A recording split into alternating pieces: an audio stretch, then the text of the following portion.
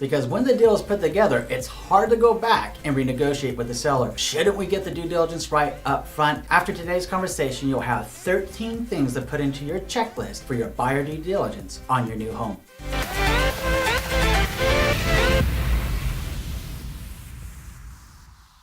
My name is Andrew Finney, and my passion is helping you make sense of real estate. If you need help finding a top agent where you live, or if you simply want to drop me a line to say hello, my contact info is below. If you're new here, please go ahead and subscribe to this channel now and like this video. Thank you.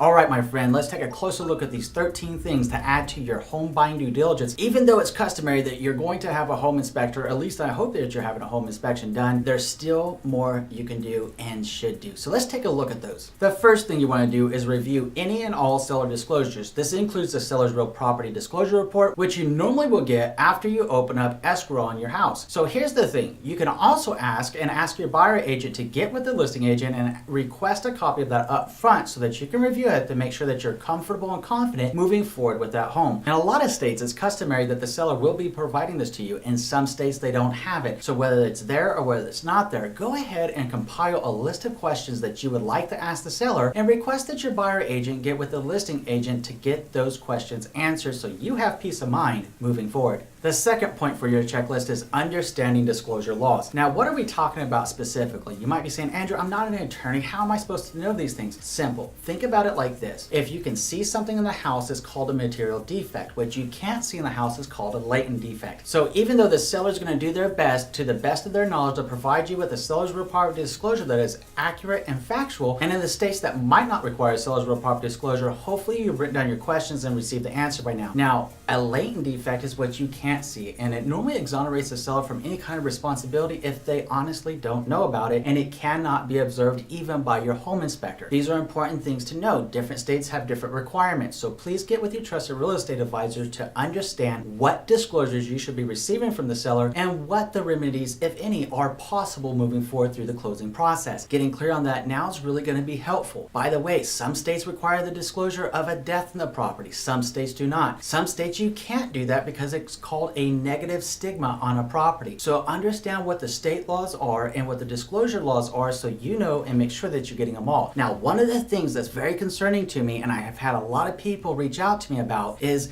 what happens if you're buying in an HOA community and you didn't get a copy of what's called a resale package, which are the CC&Rs. CC&Rs being covenants, codes, and restrictions that govern that specific community. If you believe or think that the house is in a HOA community, make sure you ask your buyer agent to let you know if it's in an HOA community and you have an opportunity to review the CC&Rs as you move forward through the closing process. Like here in Las Vegas, Nevada, it's a requirement by law that a buyer receives them, and they have 5 days right of rescission to either agree or not agree, and it becomes a contingency of the contract. If they don't, that they can back out, no harm, no foul. Ideally, this is all done in the first 5 to 10 days of opening up a contract. Either way, you want to make sure you have that conversation with your buyer agent to know what the disclosure laws are where you live. The third thing you want to do is scout the property. Now, when we're talking about the scout the property, notice that we said the word scout, not stalk. You don't want to be a stalker of the property, but what you should do, and seriously, you really want to go by at different times of the day. You want to go by in the morning, you want to go by on your lunch break if possible, go by on the weekend, go by at night, and make sure you're looking around of how the neighbors are living and ensure that it's something that you're going to be comfortable with and you can truly see yourself living there. If at all possible, doing that before you even view the property in person with your agent is ideal, just to ensure that the neighborhood and community are right for you. It's up to you at the end of the day, but the more that you can do, the more scouting of the property you can do, the better off you're going to be moving forward. The fourth thing you can do is get to know your building department. And you might be scratching your head wondering, Andrew, why do I need to get to know my building department? Consider the fact that your building department knows what's going on, right? They kind of know what's being built in and around the community that you're looking to purchase in. How does this impact you and why should you care? Well, you might want to consider the fact that depending on what goes on in and around that area, it may cause home appreciation or it may cause home depreciation. In short, your home might make money or your home might not make money. One of the great ways to know that is by getting in touch with your building department and simply asking for the city plan of any developments going in around that area, any shopping going in around that area, and see if it's going to be something that's good for you. After all, at the end of the day, nobody can tell you what's right or wrong for you. It's all up to you and what's most important important to you. So let's get you the information that you need to make a well-informed decision. The fifth thing is looking into the zoning around the area. If it's on your specific property, let's say that you bought a land that has acreage or that it backs up to a forest or a natural preserve, you want to make sure if that area is actually zoned or if it's protected through the federal government. You need to know these things so that if your land abuts to it, you need to know if it can be developed or not, because again, if it can be developed, it might impact your property value into the future. Knowing this up front is really going to help you. Like here in Las Vegas, Nevada, we have something called horse property. But with a lot of horse property, sometimes comes the need for a special use permit saying that horses are permitted on that property. Well, what happens if that permit is revoked? Or what happens if the policies change? You might have a lot of acreage, but you can't put a horse on that property, right? So you should know these things up front and see what the current status is through the zoning officials. And if you have questions about that, your trusted real estate advisor is happy to point you in the right direction or make the calls with you to help you find out and work together as a team so you know what's going on with the zoning in and around your new home. The sixth thing is meeting the neighbors. Now you might be wondering, Andrew, why should I be meeting the neighbors? How's this important and why should I do this? Well, it's simple. Who's going to be the most candid and who's going to be the most open and honest about the neighborhood other than a neighbor? A neighbor will shockingly give you all the dirt and they'll be like, yeah, somebody bought that house when it was brand new and then someone else bought that house and that person, I didn't like them very much because they let oil drip in the driveway. And that person, oh, well, they always take beautiful care of their home. So you'll find the nosy Nelly that has all the dirt on the community by meeting the neighbors. And as you do that, you'll get a very clear picture of what's going on in the area, in that specific neighborhood, and know if it's the right place for you to be. The seventh thing is to scope out the Homeowners Association. Now, obviously, this only applies if you're buying a condo, a townhome, or a single family home, or a co-op property that is within an HOA community. If you're not buying an HOA community, go ahead and skip on to the eighth point. So if you are buying an HOA community, what should you do? You should have the opportunity to review the resale package, which includes the CC&Rs that we mentioned earlier in this conversation. The next thing that you want to do and also request are the financial statements for the HOA to ensure that the HOA is appropriately managed and that the money is there. The next thing that you would like to ask the HOA is if they have any planned developments or any planned assessments going out on that HOA community. If so, what are they and what are the associated fees for those projects? Getting to know this information up front will give you more details to help you make an even more well-informed decision and give you the heads up of what to expect in the future. The eighth thing is getting a jump start on your insurance policy. Now, a homeowner's insurance policy is going to be absolutely required if you're getting a loan for your home. So why not get the jump start on that and start learning about the different types of homeowners insurance available to you and what type of coverages are right for you and your family. Get up with an insurance agent today and go ahead and make that happen. You'll be glad you did. It'll be one more check in the box on closing day.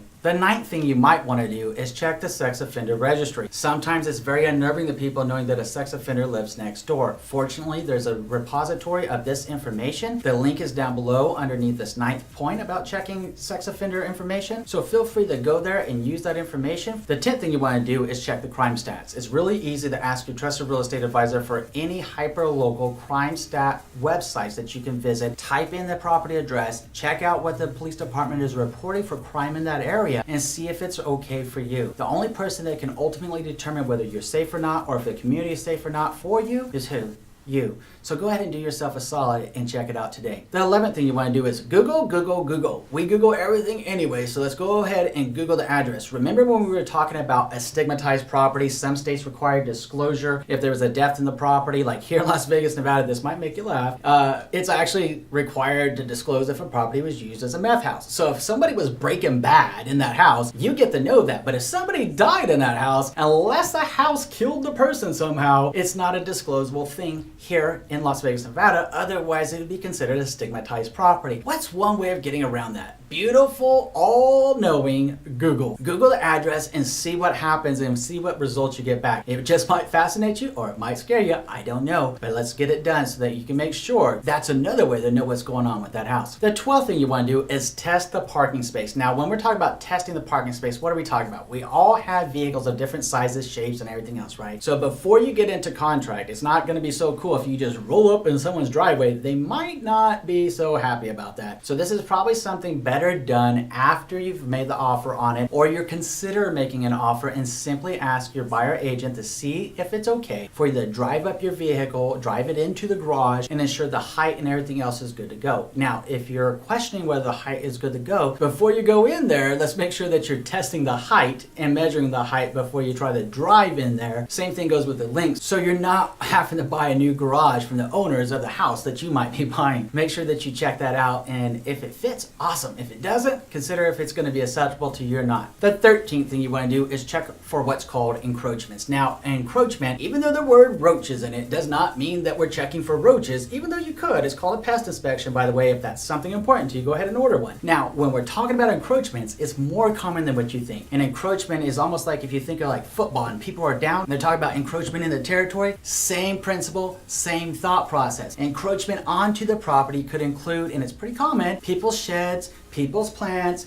people's fence, something to do with another person's properties. Check for encroachments, check for easements with that property so you understand what's going on, and you can get with your trusted real estate advisor about how best to proceed in getting that remedy. All right, so this might seem like a whole lot of homework, like you're going back to university or something, right? But let's get real. This is one of the biggest assets that many of us will ever have. It's one of the biggest investments most of us will ever make. Shouldn't we do our due diligence? And then isn't it worth adding these 13 things to your checklist? Only you can decide that. But now you know more about some of the things you should be considering as you get ready to buy your new home. Okay, so now let's talk about how to find your ideal home and how to choose the right home size for you. I'm looking forward to our next conversation. We'll see you in a few.